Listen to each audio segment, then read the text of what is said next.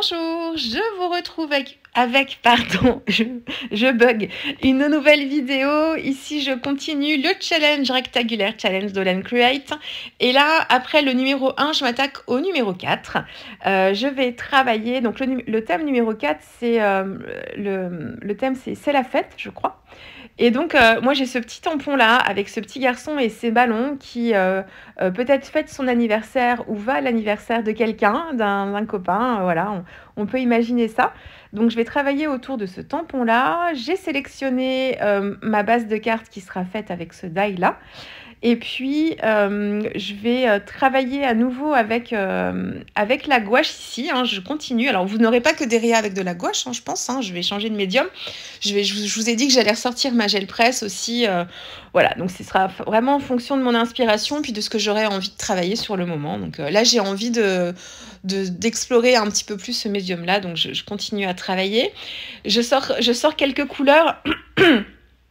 Ici, j'ai une idée du combo couleur que je veux, mais pas forcément de ce que je vais travailler avec. Donc, je sors mes couleurs.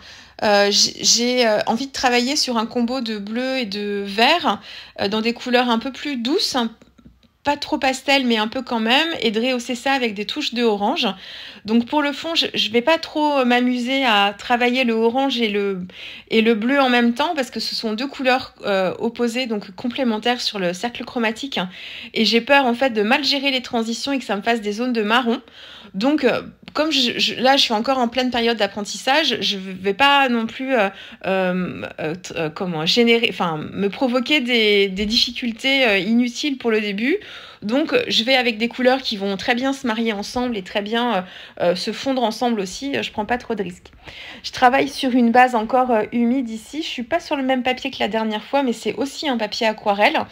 Je sais plus, mais c'est un fontaine aussi, je crois, mais c'est peut-être un grain lisse ici. Voilà, enfin, peu importe. Je commence par le mouiller un tout petit peu et ensuite je travaille avec mes couleurs. Donc j'ai deux couleurs principales. Alors là, le vert, je sais que c'est le vert véronèse. C'est une couleur de gouache que j'ai achetée parce que je sais que c'est une couleur qui n'est pas forcément évidente à reproduire. Alors qu'il n'était pas en aquarelle, mais qui finalement avec la gouache, on utilise du blanc pour créer nos couleurs aussi. Je pense que finalement, j'aurais pu créer ce vert assez facilement avec un vert un peu plus flash auquel j'aurais ajouté du blanc. Finalement, à force de commencer à travailler un petit peu ce médium-là. Mais bon, dans tous les cas, je commence par travailler comme ça et en fait, donc j'ai une base humide pour que la gouache, en fait, que j'ai un petit peu le temps pour la travailler, qu'elle ne se fixe pas trop rapidement dans les fibres de mon papier. Et puis ensuite, je viens avec mes pinceaux. Alors, en termes de pinceaux, ici, on pourrait utiliser nos pinceaux aquarelles, de ce que j'ai lu. Bon, moi j'ai pas mal de pinceaux en poil naturel et j'ai pas envie de les altérer en fait, de prendre le risque de les altérer quand même parce que là on travaille avec de la matière. Donc ouais, j'avais un peu des doutes, j'étais un petit peu réticente. Donc en fait ici j'utilise des pinceaux en poil synthétique qui sont aussi faits pour l'acrylique notamment. Et j'aime bien les pinceaux en fait ronds. Vous avez, alors c'est pas des langues de chat, mais je crois qu'ils ont un petit nom aussi ceux-là. Et donc je travaille avec ces pinceaux-là, donc j'ai plusieurs tailles. Et en fait, ici, je me suis créée en dégradé. Donc, vous voyez, je suis dans la diagonale. Et j'essaye, avec mon geste, de me créer des dégradés comme ça et de faire des fondus de couleurs. Et alors, vous voyez des zones qui sont un peu plus ternes. En fait, c'est parce que j'ai une gouache argentée. Elle est argentée légèrement, il y a des petites paillettes dedans assez fines et que je suis venue travailler comme ça en plus à la place du blanc pour me créer mes transitions. Et en fait, donc là, vous voyez ça gris parce que il n'y a pas trop les reflets, mais en fait, ça apporte beaucoup de lumière, ce qui n'est pas le cas quand on regarde la réa comme ça, parce que l'argenté vient se mélanger en fait avec mon vert. Donc c'est comme si je rajoutais un peu de gris à mon vert véronèse, donc ça va désaturer un petit peu ma couleur. Mais comme c'est un argenté, en fait, on a quand même de la lumière. Vous verrez ça à la fin.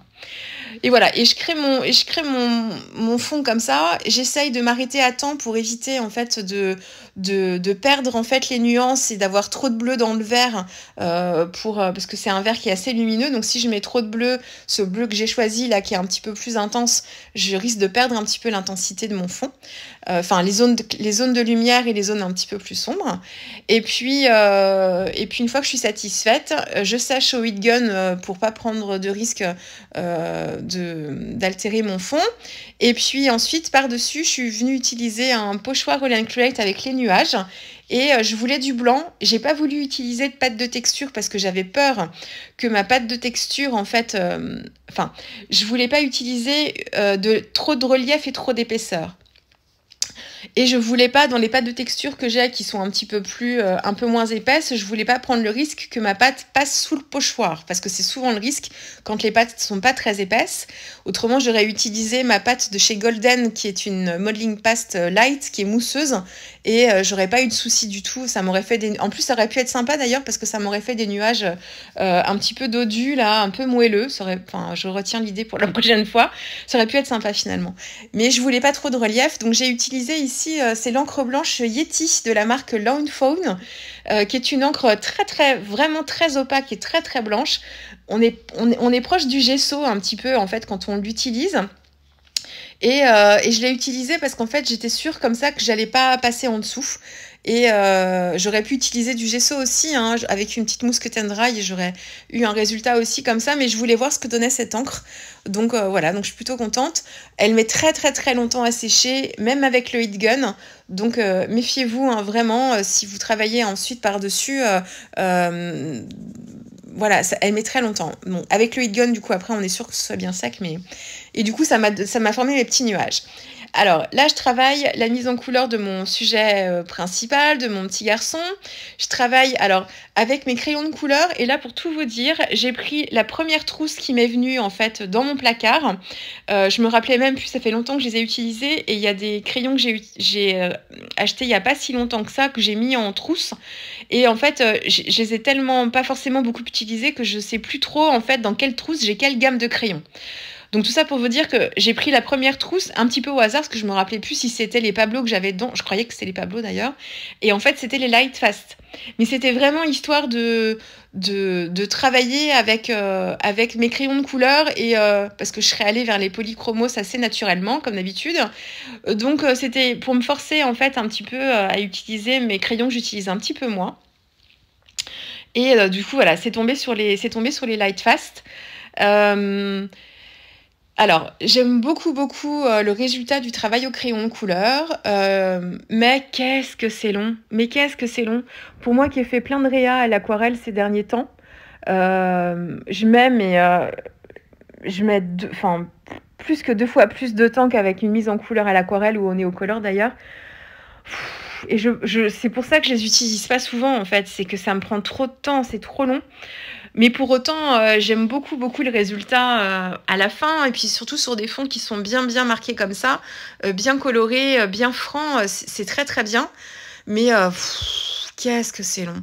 Là, en plus, mon personnage est pas grand, enfin vous voyez, hein, j'ai pas beaucoup de surface, hein, mais vraiment pour avoir pour avoir un joli fondu.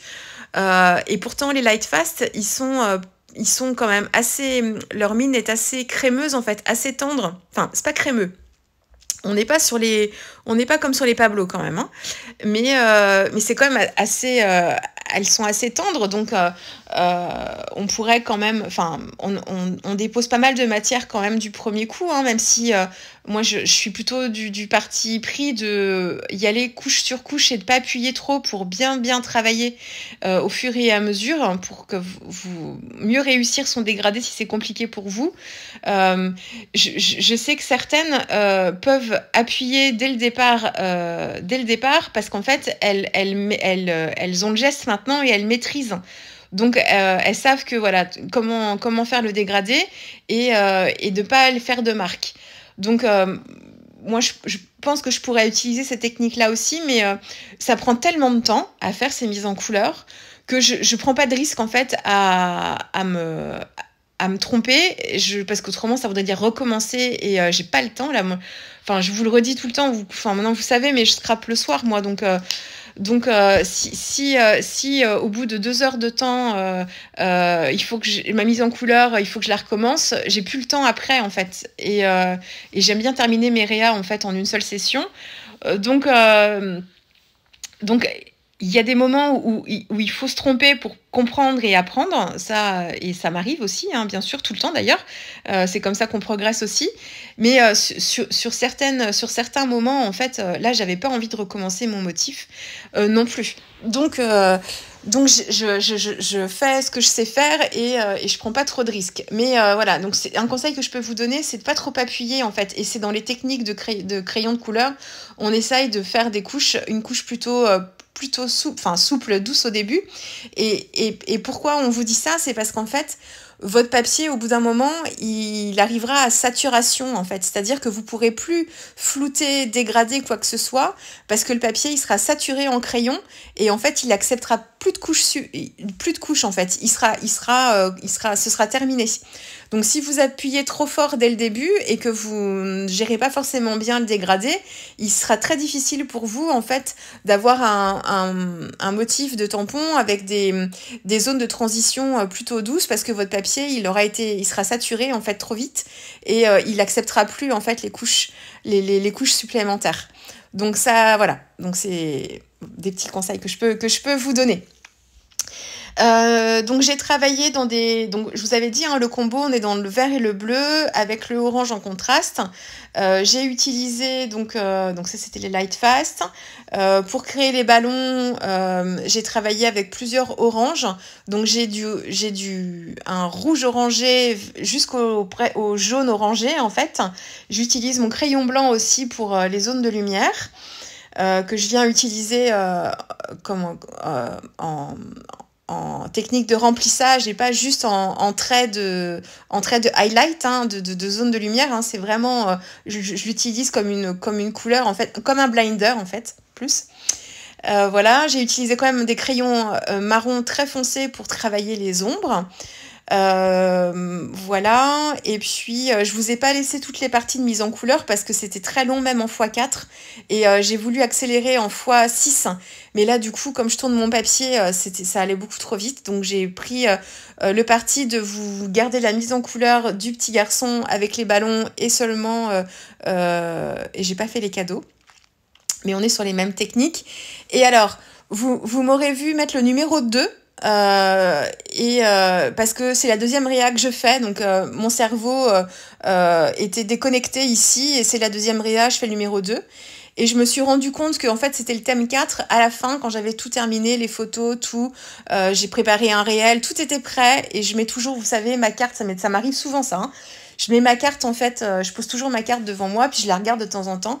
Et j'ai eu un flash en tournant les yeux et en voyant le numéro 2, et je me suis dit, mais Annelise, c'est le thème numéro 4 que tu as fait.